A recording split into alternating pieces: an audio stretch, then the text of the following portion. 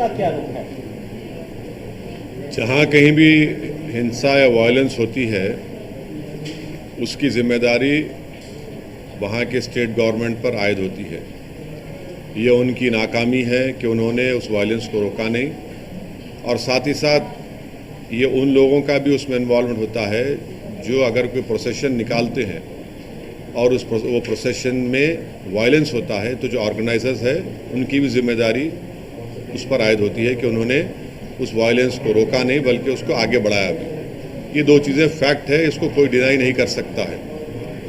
और तीसरी बात यह है कि जो कुछ बिहार में हुआ है, बिहार शरीफ में, जहाँ पर एक 100 साला मदरसे अजीज़िया को जला दिया गया, एक मस्जिद के मीनार को डैमेज किया गया और वहाँ पर एक टारगेटेड मुस्लिम माइनॉरिटी के दुकानों को निशाना बनाया गया, इससे साफ जाहिर है कि इसमें बहुत बड़ी प्लानिंग हुई है। और बिहार की नीतीश कुमार और तेजस्वी की सरकार को ये मालूम था कि नालंदा एक सेंसिटिव डिस्ट्रिक्ट है, नीतीश कुमार मुख्यमंत्री का होम डिस्ट्रिक्ट है, उसके बावजूद भी आप सासाराम में भी गड़बड़ हुई। तो ये सरासर बिहार में जो कुछ हुआ ये सरकार के ऊपर जिम्मेदारी आयद होती है कि उन्होंने वायलेंस को रोका नहीं, और उनको मालूम था, उनके पास रिपोर्ट्स, इंटेलिजेंस रिपोर्ट्स थे कि यहाँ पर वायलेंस हो सकता है। 2016 में भी इस तरह का एक वायलेंस नालंदा में हुआ था, और अफसोस की बात यह है कि वहाँ पर एक मदरसे अजीज़िया को पूरा जला दिया गया। 100 साल का मदरसा, 4000 किताबें, उसमें कुरान करीम भी है, इन्हें मैन्युस्क्रिप्ट से, रेयर मैन्युस्क्रिप्ट, उसको जला दिया गया है। और आपके वहाँ हुकूमत की नाकामी, और आप देखिए कि नीतीश कुमार जो है उन पे कोई रिमोर्स ही नहीं है, उनको कोई तकलीफ ही नहीं हो रही उनको। कल इफ्तार की पार्टी में चले गए, टोपी सर पर पहन लिए, शॉल पहन लिए, अरे कुछ तो हमदर्दी दिखाते, गम दिखाते। और वो आरजेडी का जो नेता है वो कहता है कि ट्वीट कर दिया। अरे भाई ज़बान से बोलो ना, कंडेम करो। तो ये पूरी खुली साजिश है कि बीजेपी इस तरह से ये जो राइट हुआ है बिहार में, उसके ज़रिए से वो अपना कंसोलिडेशन करना चाहते हैं, और नीतीश कुमार और तेजस्वी यादव ये चाहते हैं कि मुसलमानों को बिहार के हमेशा उनके दिलों में खौफ पैदा कर दिया जाए। तो सुनिए, ट्वीट से काम नहीं होगा। आप सत्ता में हैं, आप मंत्री हैं, आप पावर शेयर कर रहे हैं, क्यों नहीं अभी तक आप और आपके चचा जाकर उस जगह का इंस्पेक्शन करते, उस मदरसे अजीज़िया का, उस मस्जिद को जुटाने की कोशिश की गई थी? क्यों नहीं आपकी सरकार ने अब तक कंपनसेशन का ऐलान किया? क्यों नहीं अभी तक आपने उन पुलिस वालों के खिलाफ एक्शन लिया जिनकी मौजूदगी में वायलेंस हुआ? क्यों नहीं आप ये अरेस्टिंग जो लोग किए कर रहे हैं? ये तो इनकी नाकामी है, बिल्कुल सरासर इनकी नाकामी है, और हम कंडेम करते हैं। और देश के होम मिनिस्टर बोलते हैं कि उल्टा लटका देंगे अगर उनकी सरकार होती। तो फिर वडोदरा में क्या हुआ? उल्टा लटका देंगे तो कर्नाटका में इदरीस पाशा को जिसने मारा उसको उल्टा लटकाएंगे होम मिनिस्टर साहब। कर्नाटका में आपकी सरकार है ना, आपका मुख्यमंत्री है। इदरीस पाशा को रामनगर डिस्ट्रिक्ट से किडनैप करके 20 लाख रुपए रैंसम पूछा गया, 20 लाख रुपये, और नहीं देने की बुनियाद पर उसको आप मॉबलिज कर दिए, उसको उल्टा लटकाएंगे। जुनैद नसीर को हरियाणा में मार दिए ले जाकर, क्या होम मिनिस्टर अमित शाह उन जो मारने वालों को उल्टा लटकाएंगे? ये कौन सा ये बात करते हैं? तो बंगाल के हिंसा को कैसे देख रहे हैं सर? मैं जो वायलेंस होता है उसकी जिम्मेदारी स्टेट गवर्नमेंट पर आयद होती है, वो उनकी नाकामी है। और जो प्रोसेशन निकालते हैं उन पर भी जिम्मेदारी आयद होती है कि उनका प्रोसेशन निकाला गया, उनकी भी जिम्मेदारी होती है कि वायलेंस को ना होने दें। ममता बनर्जी ने ये बोला है सर कि जहाँ से प्रोसेशन निकलता है वो मुस्लिम इलाके में नहीं जाए, और उन्होंने ये भी बात कही है कि सेंटर से लोग आए थे, 5 स्टार होटल में रुके थे और उन्होंने पूरी साजिश रची है। तो आप क्या सो रहे थे? होटल में रेड मारना था, आप उनको उठाना था होटल से उनको।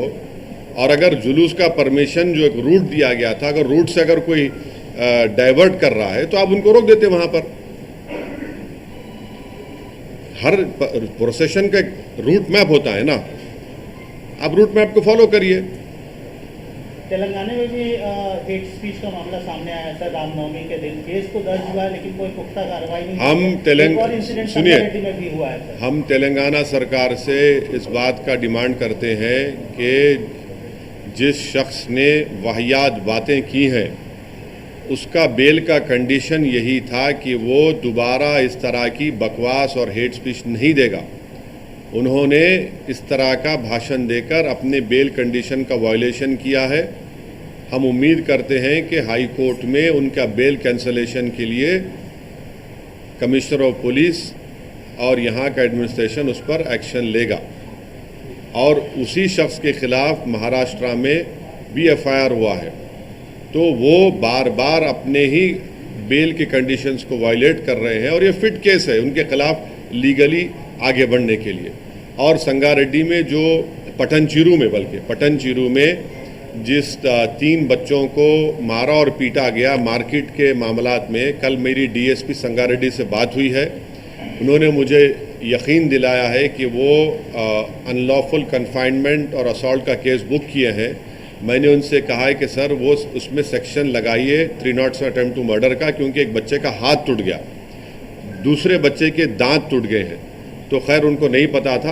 आज हम हमारे पार्टी के लोग वहाँ गए हैं, उन बच्चों को भी लेकर गए, केस रजिस्टर हुआ है और उन्होंने मुझे यकीन दिलाया कि अनकरीब में उन तमाम जो एलिज्ड एक्यूज है उनको जल्द से जल्द गिरफ्तार किया जाएगा। इस तरह की But घटनाएं sir, घटना रहता है how do you sir. see the violence happened in Bengal and the blame game is on? Who is responsible? One side BJP saying that Trinamool leaders are saying that it's BJP. The issue is that this violence has taken place in a procession, and that procession permission was given by the state government of that respective state. So the responsibility lies at the organizers of the procession and also at the doorstep of the state government, because it is the failure of the respective state governments that they had failed in discharging their duty of stopping the violence. And secondly, it is the pre-planned conspiracy of the people who have indulged in violence. So the responsibility lies at both the people. Failure of the state governments, whether it is the West Bengal government, whether it is the Bihar government, and whether it is the mob lynching in Karnataka of Idris Pasha, or in Vadodara also. What was the government doing? In Bihar, in 2016, same communal violence had taken place. Everyone knows that Nalanda is a very communally sensitive area. It is also the home district of the Chief Minister of Bihar.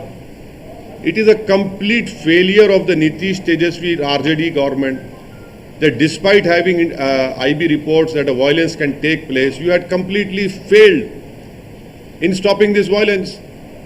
Because of their failure, and 100-year-old Madrasa Azizia has been completely burned. More than 4,000 books, including the holy book of Quran, has been burned. And the most unfortunate part is that there is no remorse on the faces of the Chief Minister and the RJD leaders.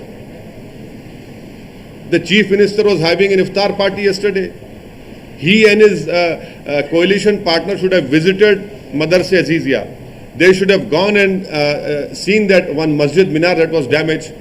They should have announced compensation. They should have announced that so-and-so police officers who were there on duty, who have failed in controlling violence, have been suspended. But no, you're not at all concerned. It helps Nitish Kumar and the RJD because they create a sense of insecurity among the Muslims of Gujarat. And on the other side, it consolidates the BJP support in the majority community.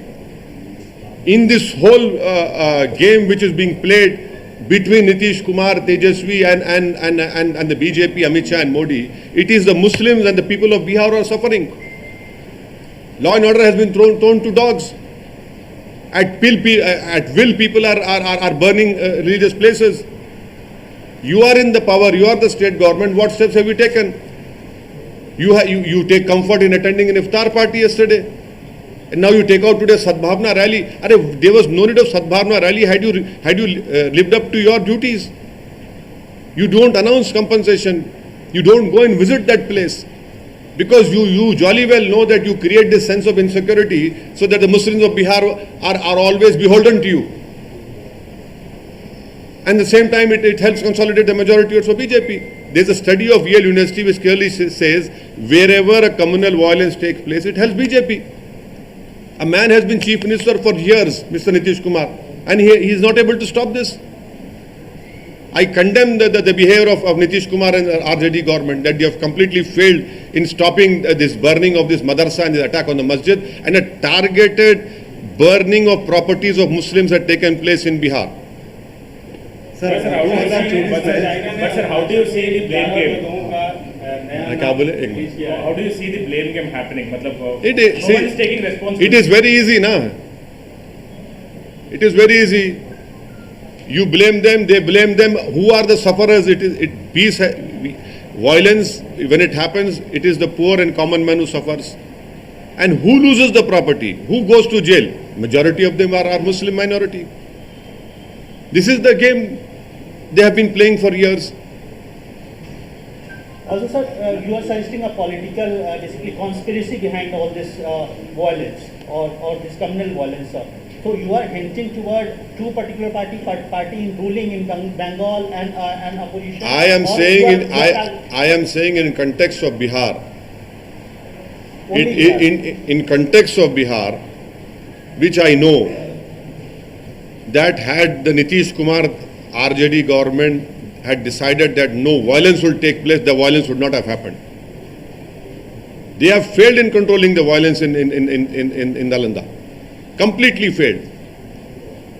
They jolly well know that if because of this violence, they send out a message to the Muslims of Bihar कि देखिए BJP आतंक कर रही है, अब आप हमारे साथ रहिए.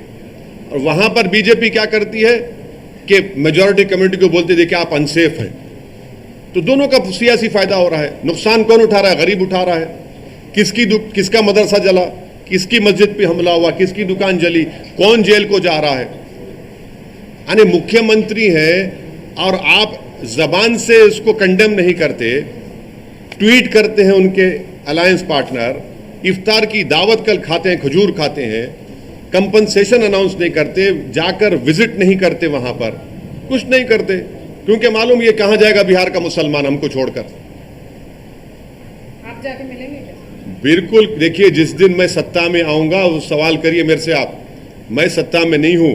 सत्ता में जो लोग हैं उन्होंने संविधान पर कसम खाई है और देश के होम मिनिस्टर बोलते हैं कि उल्टा लटका देंगे, उनकी सरकार आएगी. अरे उल्टा लटकाइए ना बिल्किस बानो के कातिलों को, रेप करने वालों को उल्टा लटकाइए. इद्रिस पाशा के जो मॉब लिंचिंग हुआ रामनगर डिस्ट्रिक्ट कर्नाटका में, किडनैप करके मार दिया गया उसको.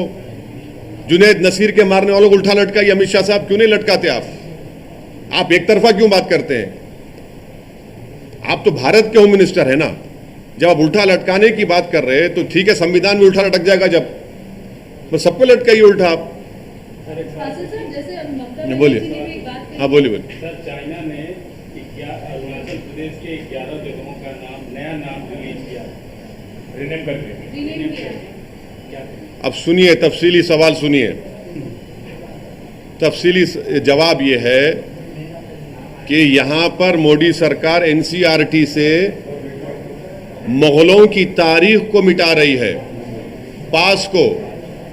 और चाइना जो है, जिसका मोदी जी G20 इंडोनेशिया में चेयर से, कुर्सी से उठकर पलटकर जाकर हाथ मिलाए थे, एनसीईआरटी में मुगलों की तारीख को मिटाया जा रहा है.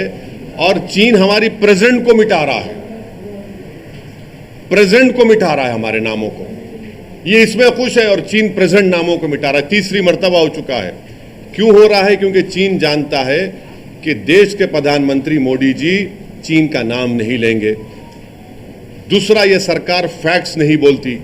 तीसरा, इनका रिस्पांस वीक है.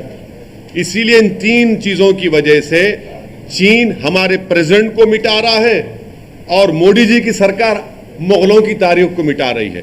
अब हम इस पर यह बोलना चाह रहे हैं कि 1653 में ताजमहल को शायद मोदी जी ने बनाया था. हाँ, 1648 में लाल किले को शायद नाथुराम गोडसे ने बनाया था। और 1857 की जो बेचारा जो बादशाह जो बर्मा जाकर मर गया, शायद वो सावरकर थे। और जो 1690 में जो पूरे विश्व का 24% जीडीपी था, शायद एम्परर मोदी जी थे, इसलिए 24% जीडीपी हो गया। यही प्रॉब्लम है, आप पास्ट को मिटा रहे हैं और चीन प्रेजेंट को मिटा रहा है। ये प्रॉब्लम है भारत में।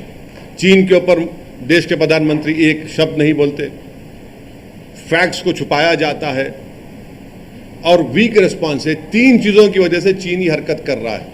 अब आप बोलिए क्या हमारा रिस्पॉन्स है? कुछ नहीं है, हम नहीं माने। अरे क्या आपके देश के इलाकों का नाम मिटा रहा है, आपको उसकी फिक्र ही नहीं है, मगर आप तारीख मिटाएंगे। 1650 में, 1640 में, सन 57 में क्या हुआ था। अरे भाई ये देखो, आप सत्ता में है, ये क्या हो रहा है, इस पर गौर करिए। सर, इस बार के पार्लियामेंट सेशन में बहुत सारी खेमेबंदी हुई, कई पार्टियां एक साथ मिलकर खड़ी हुई, सब अपना अपना स्टैंड क्लियर कर रहे हैं। आप अभी तक अपना स्टैंड नहीं क्लियर। क्या मेरा स्टैंड क्या है? मैं तो हमेशा बीजेपी को अपोज कर रहा हूं और करता रहूंगा। मैं सुनिए क्या सुनिए जो मैं समझ गया आपका सवाल मेरे भाई। यूएपीए का जब कानून जुलाई अगस्त 2019 में अमित शाह होम मिनिस्टर लेकर आए थे, तो क्या कांग्रेस ने सपोर्ट नहीं किया था? और असदुद्दीन ओवैसी ने अपोज किया। हम तो हर कानून अपोज करते हैं, हम तो क्लियर कट हैं, बीजेपी के खिलाफ थे, हैं और रहेंगे आइडियोलॉजी की बुनियाद पर। हम तो कह रहे हैं कि 2 समंदर के किनारे एक हो ही नहीं सकते कभी। तो क्या 2024 में, जैसा कि तमिलनाडु के मुख्यमंत्री बोल रहे हैं कि अलग अलग चेहरे होने से नुकसान हो सकता है, तो एक ही चेहरा अपोजिशन का होना चाहिए, मोदी और बीजेपी को लेने? क्या उन्होंने ऐसा कहा है क्या? उन्होंने कहा कि सब विपक्षी पार्टियों को एक साथ मिलकर आना चाहिए और एक ही चेहरा होना चाहिए, ताकि मोदी को, प्रधानमंत्री को। एक चेहरा कौन है वो? केसीआर साहब सर। हाँ, इन्हें एक चेहरा उन्हें बोले क्या उन्होंने? एक चेहरा कौन है? सभी लोग कोशिश कर रहे हैं। कौन? केसीआर साहब। नहीं, एक चेहरा उन्होंने बोले क्या? एक चेहरा कौन है? हम क्या बोल रहे हैं? भारत में अगर 24 में नरेंद्र मोदी को हराना है, बीजेपी को नहीं, नरेंद्र मोदी को दोबारा सत्ता से आने से रोकना है। बीजेपी अब नहीं रहे, खाली नरेंद्र मोदी पार्टी हो गई वो। नरेंद्र मोदी को रोकना है तो 540 पर 540 चेहरे मिलकर मोदी को हराना चाहिए। मैं शुरू से कह रहा हूं ये स्ट्रेटेजी कामयाब हो सकती है। अगर आप ये चेहरों को लेकर जाएंगे तो फिर बीजेपी को फायदा हो जाएगा। 540 में बहुत सारे तो वही लोग के हैं ना सर।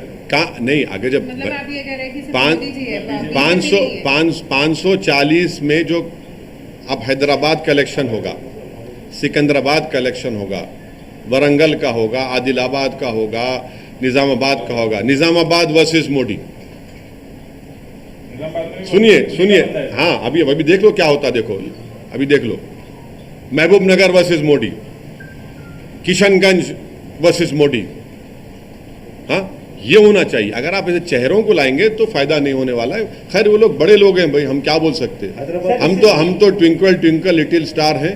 उनको उनके ख्वाब हैं, उनके जो भी ख्वाहिशात हैं, वो शायद वो देख के। आप यूनाइटेड अपोजिशन का पक्ष में हैं। आप जुड़ेंगे उनसे? अरे हम ही तो मुकाबला कर रहे हैं बीजेपी से।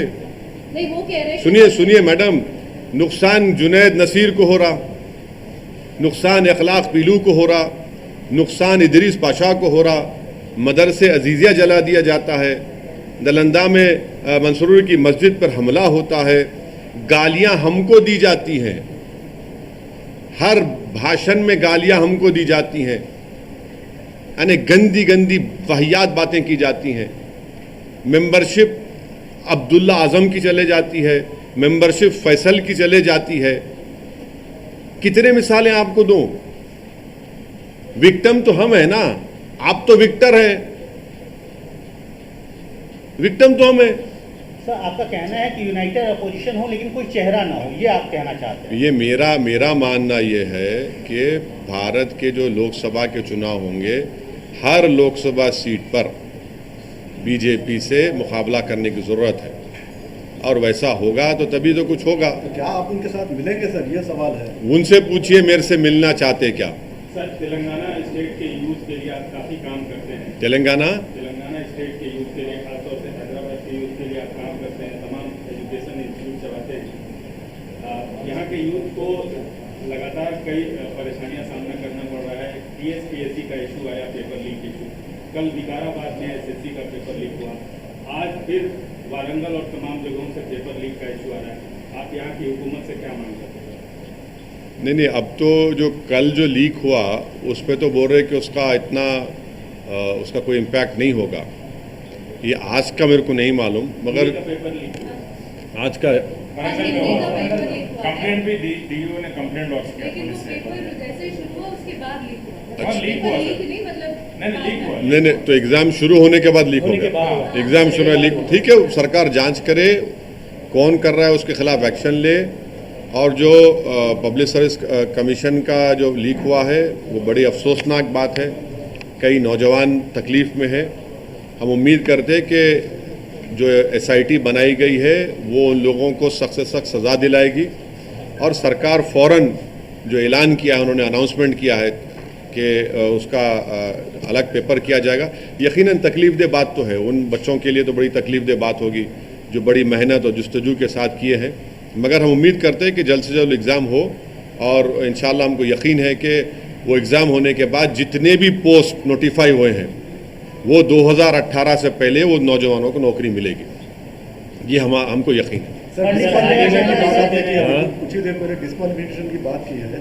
क्या डिस्क्वालिफिकेशन? डिस्क्वालिफिकेशन, हाँ। अलग अलग लोगों के डिस्क्वालिफिकेशन। राहुल गांधी का डिस्क्वालिफिकेशन जो चल रहा है, हाँ। कल भी आपने देखा कई सारे लोग उनके वहाँ पर हाँ, जाना चाहिए, उनकी पार्टी का मामला है, मैं क्या करूँ। तमाम अलग दीगर पार्टियों के लोग अपनी जो सियासी अदावत है बुलाकर राहुल गांधी के साथ खड़े रहे। आपका क्या स्टैंड? अरे मैं तो देखिए, मैं उम्रा करने के लिए गया था। इम्तियाज़ जलील साहब ने पार्टी का स्टैंड वाजे किया है। उन्होंने कहा है कि जो राहुल गांधी के साथ हुआ है वो नहीं होना था। और वो दूसरा हमने ये कहा है कि भैया आपको ये जो आप जो गम और गुस्से का इजहार कर रहे हैं वो अब्दुल्ला आजम पर भी करिए ना। एक धरने के केस में मेंबरशिप चले गई उसकी। फैसल लक्षद्वीप के जब हुआ, जब तो कुछ नहीं हुआ, खैर अब तो उन्होंने केस लड़कर हाई कोर्ट से उनको रिलीफ मिल गया मेंबरशिप। उस वक्त भी आपने कुछ नहीं दिखाया था। हमारा बोलना ये है कि देश का मुद्दा राहुल गांधी नहीं है। मोदी जी ये चाहते हैं कि राहुल बनाम मोदी हो जाए, और हम ये चाहते हैं कि बेरोजगारी का मुकाबला मोदी जी से हो। मोदी जी ये चाहते हैं कि राहुल का मुकाबला मोदी जी से हो जाए। हम ये चाहते हैं कि महंगाई का मुकाबला मोदी जी से हो जाए। मोदी जी ये चाहते हैं कि राहुल का मुकाबला मोदी से हो जाए। हम ये चाहते हैं कि चीन हमारी ज़मीन पर कब्जा करके बैठा है और मोदी जी खामोश बैठे हैं। ये मुद्दे हैं। मोदी जी ये चाहते हैं कि ये बाइट इनको सामने कर दो। हम ये फिर से कह रहे हैं कि 24 में 540 चेहरे जब उभरेंगे तभी आप नरेंद्र मोदी को सत्ता से दूर रख सकते हैं। बीजेपी नहीं है, नरेंद्र मोदी पार्टी है ये। हम मानते हैं उस बात को। कर्नाटक इलेक्शंस अनाउंस हो गए, आप कितनी सीट्स पे लड़ेंगे और आप मैडम, हमने 3 सीट्स पर तो अनाउंसमेंट कर दिए हैं। अनकरीब में और भी इंशाअल्लाह ताला सीट्स का आपको अनाउंसमेंट भी कर सकते। अलायंस अगर होगा तो भी बता पाएंगे आप। पंडित सर का कहना है सर कि ओल्ड सिटी में एक खास तबके के नवयुवकों को रमजान में छूट मिलती है। अरे छोड़िए ना, बीजेपी का इतना बड़ा वो क्या है, वो पोस्ट मिला उसको और बात इस तरह ही कर रहा उन्हें, क्या है उसको। प्रधानमंत्री 8 तारीख को हैदराबाद आ रहे हैं सर। हाँ, आ रहे हैं। वंदे भारत का इनॉग्रेशन होगा। Very good. हम प्रधानमंत्री से एक रिक्वेस्ट करना चाहेंगे कि जब आप हैदराबाद को आ रहे हैं तो आप जो मेट्रो का जो काम रुका हुआ है Mahatma Gandhi jubilee bus stand से फलकनुमा तक, उसके लिए आप हमको पैसे दीजिए आपकी गवर्नमेंट से। और जो एयरपोर्ट की मेट्रो का काम जो TRS की सरकार ने तैयार किया है, जिसको हमारे urban development minister Hardeep Singh Puri साहब ने रिजेक्ट कर दिया है, उसको भी मंजूर कर दीजिए। 2 काम बहुत इंपॉर्टेंट है। हम चाहते हैं कि जब देश के प्रधानमंत्री यहाँ पर आएँ तो वो हैदराबाद में हमारे पार्लियामेंट कॉन्स्टिट्यूंसी में जो ये जुबली बस स्टैंड से लेकर फलकनुमा में जो एक हिस्सा बचा हुआ है उसके लिए आप गवर्नमेंट ऑफ इंडिया से उसका फंड कर दीजिए, और दूसरा जो मेट्रो की लाइन का प्रोजेक्ट स्टेट गवर्नमेंट ने भिजाया है उसको आप एक्सेप्ट कर लीजिए। मगर वो तो सर स्टेट की सरकार करना चाहिए, स्टेट की सरकार नहीं तो गवर्नमेंट ऑफ इंडिया, देखिए स्टेट का ही तो पैसा गवर्नमेंट ऑफ इंडिया को जा रहा है ना। किसी सुनिए एक मिनट, किसी का जाती पैसा नहीं है, जनता का पैसा है, टैक्स का पैसा है, पर्सनल पैसा किसी का नहीं है। तो हम ये बोल रहे हैं कि जो पैसा जा रहा है आप वो दीजिए ना, यहाँ पर डेवलपमेंट का काम ही होगा ना। आप लोग बोलते डेवलप, हम बोल रहे डेवलपमेंट करिए, डेवलपमेंट का काम करवाइए, चलिए। हम ये चाह रहे हैं कि हमारे कॉन्स्टिट्यूंसी में नामपल्ली रेलवे स्टेशन को भी अच्छा खूबसूरत बनाइए, आप बनाइए बिल्कुल। Old city metro project united Andhra Pradesh में शुरू हुई थी, टीआरएस की सरकार 8 साल तक रही, अभी फिर से ये मुद्दा क्यों आ रहा है? अगर सरकार, राज्य सरकार करना चाहती तो पहले कर सकती थी। बिल्कुल सही, बिल्कुल हम तो शुरू से इस बात का डिमांड कर रहे हैं कि प्लीज करवाइए, वो एक बिट बचा हुआ है, आप करवा दीजिए, हम तैयार हैं उसके लिए। तो उसके लिए फंडिंग की जरूरत है। हम कह रहे हैं कि गवर्नमेंट ऑफ इंडिया फंड कर दे। स्टेट क्यों नहीं कर रही? अरे स्टेट भी करेगा भाई, दोनों मिलकर करो ना। आप तो मेरे को बदनाम करते कि खाली ओवैसी खड़े होकर भाषण देता। अरे हम तो डेवलपमेंट की बात कर रहे हैं आपसे, करा दो ना भाई, आप कराइए डेवलपमेंट का काम, आप एक्सेप्ट करिए। कर्नाटक में चुनाव के लिए क्योंकि आप भी उतर रहे, तो क्या बीआरएस के साथ आप जा सकते हैं? किसके साथ? बीआरएस के साथ। बीआरएस क्योंकि वो भी कह रही है कि आएगी करके। देखिए हमारा मानना ये है कि के चंद्रशेखर राव बड़े श्रूड, सैगेशियस एक स्टेट्समैन है, और उन्होंने तेलंगाना में जो कुछ काम किया है वो काबिल तारीफ है। यकीनन मेट्रो के काम नहीं आए, ओल्ड सिटी में होना चाहिए, बहुत से काम नहीं हुए, होना चाहिए, मगर जो बिजली का इंतज़ाम उन्होंने किया, जो पीने के पानी का इंतज़ाम उन्होंने किया, जो इरिगेशन का इंतज़ाम उन्होंने किया, जो उनकी सरकार ने दलित, ओबीसी और माइनॉरिटी बच्चों के लिए रेजिडेंशियल स्कूल्स खोले, वो पूरे देश में कहीं पर नहीं है।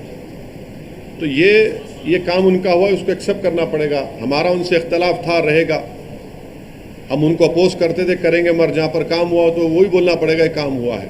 सर अपोज करने की बात है, यहाँ पर स्टेट में यूनाइटेड ऑपोजिशन की बात चल रही है सर।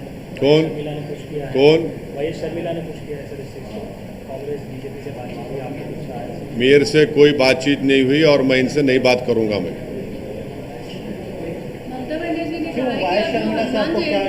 मैं नहीं बात करूंगा भाई, मेरी पार्टी का फैसला है।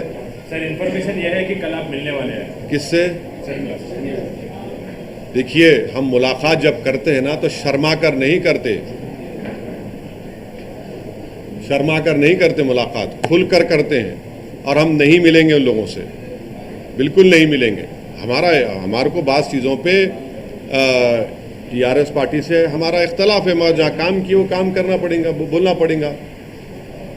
और यकीनन मैं समझता हूँ कि के चंद्रशेखर राव का जो विजन था तेलंगाना में, किसी हद तक उसको हासिल कर चुके हैं, और भी उनको करना है। हम तो बोल रहे और करो आप। हमारे परसों लिए हम रोड वाइडनिंग का, के.टी. रामाराव मिनिस्टर हमारे को रोड वाइडनिंग के लिए वो दिए हैं पैसे। डेवलपमेंट हमारा वो IS सदन का स्टील ब्रिज का काम रुका हुआ है, उसको हम बोले जल्दी कराइए आप। और आप देख रहे होंगे ये जू से लेके ब्रिज बन रहा है लंबा, लॉन्गेस्ट, वो भी वो का है। मिरालम टैंक की खूबसूरती का, उस पर ब्रिज का मसला है। ये सब हम दौरा होना है सर आपका? हाँ, राजस्थान होगा। राजस्थान में हमने एक स्टडी करवाई है राजस्थान के मुसलमानों की बैकवर्डनेस के ऊपर, socially, educationally, poverty, health, unemployment, ये सब कराए। उसकी रिपोर्ट का हम अप्रैल के 2nd हफ्ते में जयपुर जाकर एक्सपर्ट्स को बिठाकर वो रिपोर्ट हम लोग रिलीज़ करेंगे और बताएंगे कि कैसा राजस्थान के मुसलमानों को ठगा गया है। चाहे वो भाजपा की सरकार हो या कांग्रेस की हो, वो रिपोर्ट रिलीज राजस्थान करें। में पार्टी की क्या तैयारियां हैं सर? चल रही है। पार्टी कैसे नहीं, कितने सीटों पे आप देखिए हमारी तैयारी चल रही है, हमको कामयाबी मिल रही है। हम जब बोले जनवरी में कि राजस्थान में बजट सिर्फ 99 करोड़ है, अशोक गहलोत ने उसको बढ़ा दिया, 299 करोड़ कर दिया। और फिर उसके बाद हम जुनैद और नसीर के घर पर जाकर मिले, मुख्यमंत्री को हमने कहा क्यों नहीं जाएंगे, उनको जाना पड़ा। हम हिसार गए, अब मुख्यमंत्री वहाँ पर जा रहे हैं। तो हमारा काम चल रहा है, अच्छा काम चल रहा है। हमारी टीम जमील खान साहब और पूरे हमारे कोर कमेटी के मेंबर्स बड़ी मेहनत कर रहे हैं और हम भी जा रहे हैं। मध्य प्रदेश में भी जाएगी पार्टी सर? मध्य प्रदेश में अभी हमारे को संगठन को और मजबूत करना है। अभी हम अनकरीब में हमारे उस संगठन के पोस्ट होल्डर्स का अनाउंस करेंगे, उसके बाद देखेंगे। सेंसस की बात आ रही है, उस पर वापस आ रहा है कि स्टालिन ने भी कहा कि सेंसस के ऊपर काम होना चाहिए, उसके बारे में आना चाहिए, कास्ट सेंसस जो है उसको लेकर। हाँ, कहाँ करवा दीजिए ना, जब आपके स्टेट में जहाँ जहाँ आप लोग स्टेट में पावर में वहाँ करवा दीजिए। और जब सेंसस की रिपोर्ट आएगी तो जिस कास्ट को बढ़ के हिस्सा मिला, जो पॉपुलेशन में कम है और जो पॉपुलेशन में ज़्यादा है जिनको हिस्सा नहीं मिला, उसका देंगे हिसाब।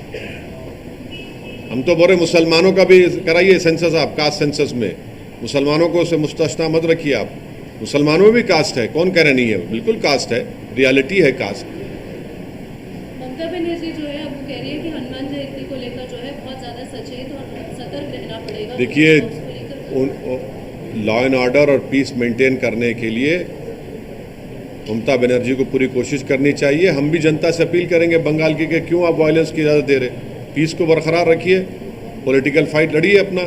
सर औरंगाबाद में भी हिंसा हुई सर, आपके जलील साहब के। हाँ, इम्तियाज़ जलील साहब को आप लोग क्रेडिट नहीं दे रहे, आप लोग तो क्रेडिट दे ही नहीं रहे इम्तियाज़ जलील को। हाँ, हिंसा के लिए दे दो कम से कम। चलो, अगर वो मंदिर में जाकर नहीं बैठती इम्तियाज़ जलील तो क्या होता था वहाँ पर? 3 घंटे इम्तियाज़ जलील बैठे रहे मंदिर के, पूरे क्राउड को भगाए वहाँ से। खुद पुलिस के लोग अपने व्हाट्सएप ग्रुप में बोल रहे बात को कि इम्तियाज़ जलील अगर नहीं होते तो वहाँ पर हिंसा हो जाती, वहाँ पर बहुत बड़ी गड़बड़ होती। आप लोग सिर्फ नेगेटिव स्टोरीज को और सेंसेशनलाइज करने की स्टोरीज कैरी करते। इम्तियाज़ जलील पे करिए ना आप लोग। मेरे ख्याल से खाली एक हमारे इंडिया टीवी ने इम्तियाज़ जलील को बुलाकर उनको सराहा, उनकी मेहनत को इंडिया टीवी बुलाए। वेरी गुड, शुक्रिया आपका, आपके ही बहादुरी के उन जर्नलिस्ट थे, उन्होंने 25-20 साल के।